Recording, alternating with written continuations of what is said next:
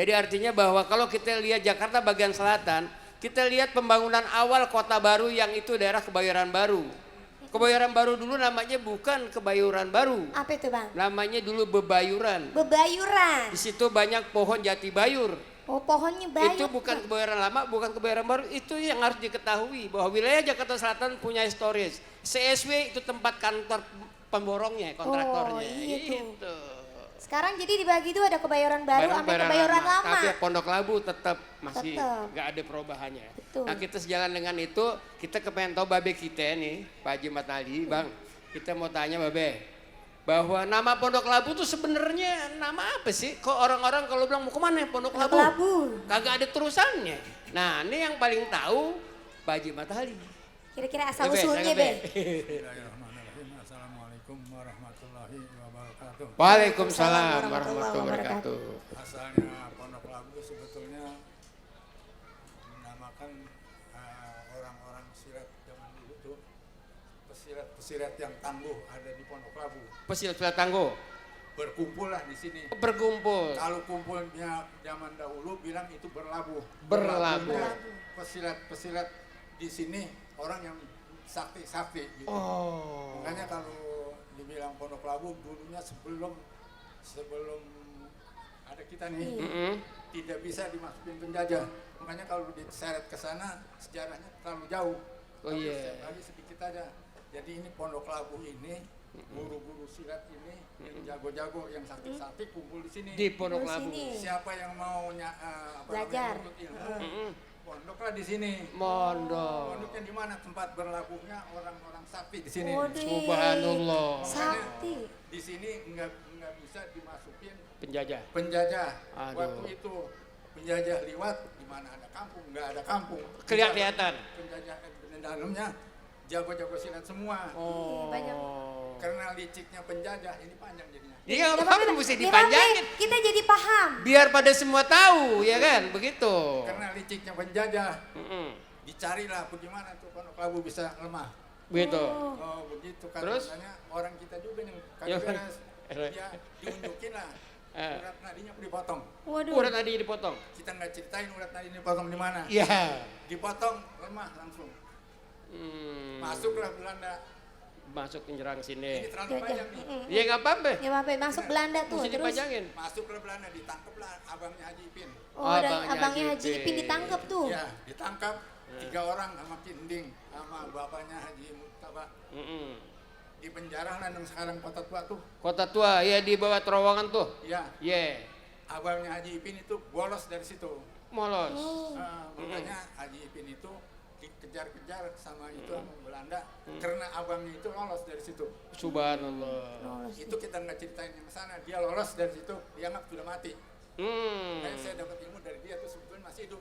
Alhamdulillah. Ceritanya terlalu Tepuk panjang. tangan dong. Keren banget, Riwayat ya. Haji Ipin, jalanannya kita Begitu. sekarang pakai. Ini dia. Hmm. Makanya begitu dia cariin Haji Ipin sampai kabur, Kabur gak kelihatan. bukan kabur nggak kelihatan, pindah ke kampung lain. Kampung Haji lain. Ipin supaya jangan ditangkap sama Belanda. Dia nggak mau tahu abangnya itu nggak ketemu, abangnya mesti ditangkap. Oh begitu. Nah, perjalanan terlalu cepat, Mm-mm. Belanda kan kalah sama Jepang. Iya. Kalah. Haji Ipin kan udah dilupain sama penjajah. Iya. dan Baliklah dia gitu. Alhamdulillah. Nggak seberapa lama Jepang kan kalah juga. Iya, sama Amerika ya. Iya, Di bom. merdeka lah kita. Kalah. Merdeka lah kita. Merdeka Ya. Bang. Lurah yang pertama merdeka Republik Indonesia Haji Ipin. Di sini. Haji Ipin Lurah. Tepuk tangan Haji Ipin Lurah pertama di kampung ini Pondok Labu. Makanya ini namanya Haji Ipin, Jalan Haji Ipin. Kantornya tuh sekarang di Atakwa. Kantornya Atakwa. Bolanya masjid itu bukan. Bukan ya? Nah, karena ini jalannya panjang. Tadi saya ceritanya panjang. Sedikit aja saya potong ya. Dipotong. Karena dia pensiun, pindahinlah ke sana ke kantor kelurahan Iya. di daerah Anikmah. Al Hikmah di Di situ. Anikmah sekarang itu kan nggak cukup tempatnya. Ya. Pindahinlah ke sana. Mm-mm. Tadi ceritanya kan yang abangnya itu lolos dari Lolos. penjara, Iya. dianggap itu sudah mati. Padahal Dianggap udah lolos ya mati. Be ya. Nah, kan Hilang. itu udah mati. Mm-mm. Saya ini kena langsung dari mulut dia Iya. ngomong. Dia kan di sono udah merdeka nih di kampung gua gimana kan gitu. Iya. Nggak tahunya abangnya adanya udah jadi lurah. Di sini. Pulanglah ke sini. Iya. Kalau bilang saksinya ada masih anak di situ tuh. Masih ada. Sekarang pergi haji udah pulang tuh belum? Insya Allah dia udah pergi haji udah. Ya, saya tahu. Nah itu dia pulang ke sini dikasih rumah sama Haji Ipin. Dia kan nggak punya teman di sini. Iya. Saya kalau lagi main tong sini gitu. Iya. Saya umur kalau gitu waktu itu sekitar 12 tahun. Wih, 12 masih tahun, udah udah- 12 tahun. Udah lama banget tuh. Iya. Nih, sini temenin gua ngomong. Itu saya dapatnya dari situ. Amin. Bolosnya dia dari apa? Dari apa? Itu gorong-gorong. Oh, masuk ke gorong-gorong. Masuk gorong-gorong. Subhanallah. Kan ada di sana gorong-gorong. Ada, betul. Pakai besi jerujinya. Betul, ada besi jeruji. Zaman dulu gorong-gorong tuh pakai besi gitunya Betul, kan. betul. Itu dia gituin. Dibuka sama dia tuh, Bang. Sampai dia bilang itu di jalan Kalibaru, tahu nggak? Kali baru teh ya? Di Tahu. belakang apa Bank Negara 46 Iya, dulunya. iya. Sekarang kan jadi apa tuh? Kali besar masih belakangnya. Kali Nah, besar, kali baru situ. Kali baru iya. Nah itu dia nyebur ke situ. Masuk. Masuk situ kena bawa gantungan ini. Besi. Bendam dong dia. Ada kan bom Iya, digantungin. Iya, itu. Gantiin peler. Makanya sampai tertil dia ciptain, kalau diciptain semalaman tuh nggak sampai. Kagak kelar. Nah, makanya kita secara cepat aja ya. Iya. Sampai di apa namanya Pabuan Sunda Kelapa, Bener kenapa ya? ketemulah saudagar perempuan janda ngajak kita Nikah? ke Aceh.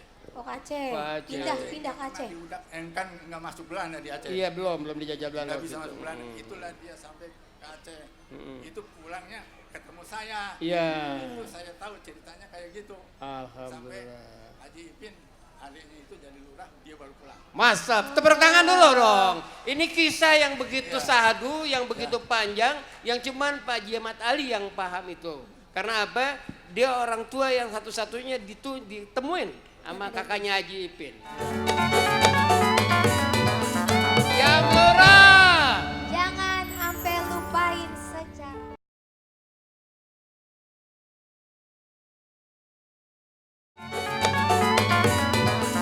Yang lurah. Jangan sampai lupain sejarah. Keren banget ceritanya, Be.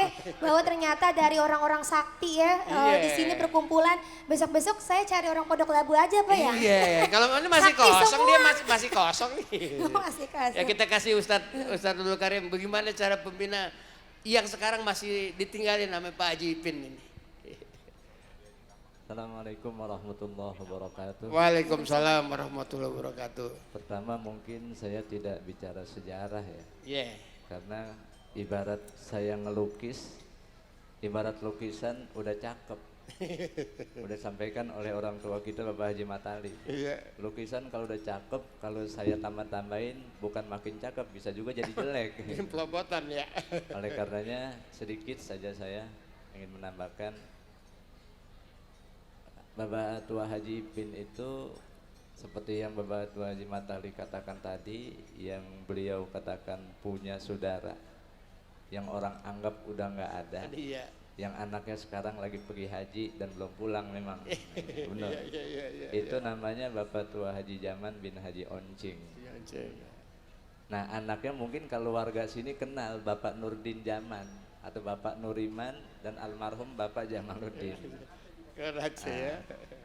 Jadi kalau dari segi sejarah ini memang ya tergantung pelaku sejarah dan fakta sejarahnya ya. Artinya Pondok Labu ini punya garis keturunan yang cukup luas kalau diurut-urut Bapak Haji bilang tadi. Iya. Sekarang kalau Haji Ipin akhirnya bisa nyampe ke Aceh turunannya kan begitu. Subhanallah, iya. Artinya dari Bapak Tua Haji zaman itu. Bahkan saya dengar dari salah satu putra beliau yang sekarang pergi haji, saya termasuk cucu Haji Ipin yang paling nakal, Bu. Weh, paling nakal, kasih tepuk tangan barusan. Nakal Paling aja nakal. sukses saya. begini. Nakal aja jadi ustadz, bagaimana kagak Iya, nakal ya ya? Allah. Saya jujur aja cucu yang paling nakal. Tapi kenakalan saya itu, saya nggak ingin menafikan dalam bahasa sekarang jam lurah, jangan ampe Lupain Lupain sejarah. sejarah. lupa sama sejarah. Iya. Makanya beberapa kali saya sering nanya sama orang-orang tua. Jadi kalau saya turun Haji Ipin udah generasi cucu gitu lah. Udah cucu ya? Cuma kalau bicara Haji Ipin, saya masih kecil. Mungkin kayak Marullah kan lebih tahu gitu kan. Kenapa saya masih kecil? Kalau anak-anak Bapak Haji Ipin ini masih ada yang sekarang laki, tinggal satu-satunya ya Bapak Haji Muhammad Soleh. Oh gitu. Saya coba buka-buka, sekarang kan udah zaman modern. Ya Bapak Ibu, saya mau bicara yang zaman sekarang aja ya. Ya. Kalau zaman dulu mungkin nih Bapak Tua Haji Matali. Artinya saya katakan zaman sekarang, saya buka-buka ternyata di Google itu Pak Wali Kota sudah ada yang mengungkapkan sejarah Pondok Labu. Oh, bagus. Saya coba-coba buka, inspirasi saya ingin membuka Google sejarah Pondok Labu, kira-kira kali aja Pondok Labu nih kita sekarang kan udah teknologinya udah canggih, ya kan. Nah maksud kecanggihan itu saya mau coba manfaatkan. Ketika saya dipanggil oleh Bapak Haji Matali, Lim, nanti akan ada dialog, obrolan dan jawab. Iya. Saya buka, ternyata ada, dan di situ yang menjelaskan, yang tertulis di Google itu, saya cenderung itu salah satu putra Haji Ipin. Oh. Yang paling paman saya gitu. Alhamdulillah. Karena di situ ada, boleh saya sebutkan ya. Karena mungkin namanya itu Bapak Muhammad Soleh gitu. Muhammad Soleh. Jadi ada, dan ini masih ada orangnya, Iya. dan udah diperkuat dengan Bapak Tua Haji Matali. Baik. Saya rasa itu sekedar Alhamdulillah. sekilas aja. Terima kasih. Ya, kita mau tanya juga nih sama Pak RW. Pak RW, bagaimana nih? Bisa sampai Pak RW ini membina seluruh masyarakat yang begini banyak dari tadi, kalau kata Pak heterogen, ya kan? Bagaimana Pak RW? Ya, terima kasih waktunya. Ya, alhamdulillah setelah dengan adanya begini, sebelumnya kami diajak musyawarah terutama kepada Babe Matali, juga kita lanjutkan ke kelurahan ya. Bagaimana supaya katanya di kampung kita ini di Pondok Labu mau ada gebiar seni Betawi gitu. Jadi akhirnya kita kumpul-kumpul ya, terutama di Yayasan Amanah, kita kumpul di rumah tempatnya Babe gitu.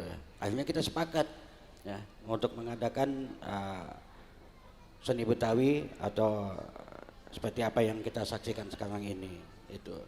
Alhamdulillah kita berembuk dari 2 RW ini, baik di RW 1 maupun di RW 10. Kalau saya sih bukan di sini. Oh, bukan. Saya mah di RW 10. Oh, di RW 10. Gitu. Cuman saya diajak aja nih sama Pak RW 1 gitu. Iya Pak. Ya.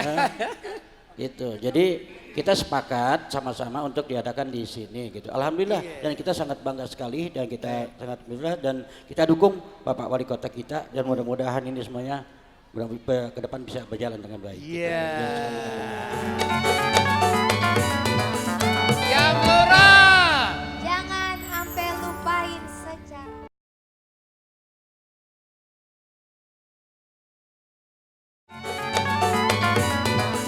Yang murah.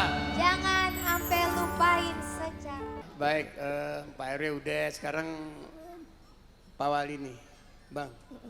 Sebenarnya kalau kita lihat wilayah Jakarta Selatan ini, katanya kan hijau. Termasuk kawasan apa sih sebenarnya? Banyak juga masyarakat nggak tahu, dia cuma bisa nebangin pohon sembarangan gitu. Gini, orang Jakarta Selatan lihat dari mukanya udah kelihatan adem. Adem kayak ubin musola ya Bang ya. Masjid musola. Iya kan Jadi adem. dari dulu Jakarta Selatan ini banyak kampung-kampung yang menjadi konservasi, mulai dari air, kemudian dari tumbuh-tumbuhan, tanam-tanaman. Di sini mungkin di antara kampung nih daerah sini Cilandak, yang mungkin di tempat yang lain, punan yang lain udah nggak ketemu, di sini masih ada. Di sini pun capi masih banyak. Tapi masih banyak. Di sini pun capi masih banyak. Di tempat yang lain mungkin udah agak jarang. Bacang mungkin masih banyak. Bacang, juga di sini. masih ada bacang, tahu nggak bacang? Ini anak kecil tahu kagak nih bacang, bacang. Bukan bacang yang makanan itu. Bukan dibuat makanan dari- yang dibungkus pakai daun. Bukan pakai daun kelapa, bukan. Bacang yang Pohon saya bacang. maksud bacang yang kayak pohon mangga. Ya, Pohon bacang. tahu. Jadi Oh tahu. Alhamdulillah. jadi orang sini mah tahu. Kalau saya orang sini semua tahu. Tahu, Kalau iya. orang sini bilang makan bacang, bacang yang dimaksud mangga. Mungkin orang kampung yang lain kalau dibilang bacang itu yang kayak lemper gitu kan, yang kayak lemper. Jadi Jakarta Selatan ini, apalagi kalau masuk ke yang paling selatan, nih Cilandak, kemudian Jagakarsa, sampai saat ini masih terjaga lingkungannya. Memang ini menjadi tantangan tersendiri bagi kita. Kalau hitungan yang pemerintah punya masih di bawah target, yang Gitu ya. pemerintah punya masih di bawah 9%. Kalau saya nggak salah hijaunya masih di bawah 9%, sekitar 7,5%. Tapi yang belum dipakai oleh masyarakat di Jakarta Selatan ini masih cukup dominan. Saya melihat kalau dari ketinggian gitu ya, kalau kita ngelihat dari ketinggian, Iya. kita akan melihat Jakarta Selatan ini mungkin yang paling hijau di Jakarta. Iya. Paling hijau. Tepuk tangan. Ini jaga dengan baik, makanya yang punya tanah lebar, tanam puhunan yang bagus, puhunan-puhunan yang cocok sama sini. Betul. Sekarang lagi disosialisasikan tanam-tanam pohon yang bisa menyerap polusi. Wow. Tapi kalau orang sini nanam pohon apa aja juga saya kira bisa nyerap polusi. Iya. Dari zaman dulu kan kayak gitu. Iya. Pohon rambutan kek, mangga kek, sampai pohon bambu aja. Di sini masih banyak, Pohon di sini. bambu masih Di sini banyak. masih pohon bambu masih banyak. Cuman yang hilang gitu ya, di pinggir kali zaman saya kecil itu, pinggir kali isinya pohon kerai. Pohon kirai. Pohon kirai. Kira. Yang Kalau batangnya buat tutup botol kecap. Iya. Iya. Itu Buat habis. asap ya. Iya dah. Udah habis. Itu habis. Sekarang udah nggak ada sama sekali. Saya ngelihatnya ada di ujung Kali Krukut di sana, di apa namanya, di daerah Ciganjur, di Krukut juga sana. Krukut. Mungkin kali sini juga yang belakang, Kali Grogol, ada juga kali mungkin yang di sekitar daerah Cinere, Limo dan sekitarnya mungkin ada. Mas Made. Jadi itu jaga dengan baik. Jadi kalau masih punya celah tanah sedikit, tanam pohon.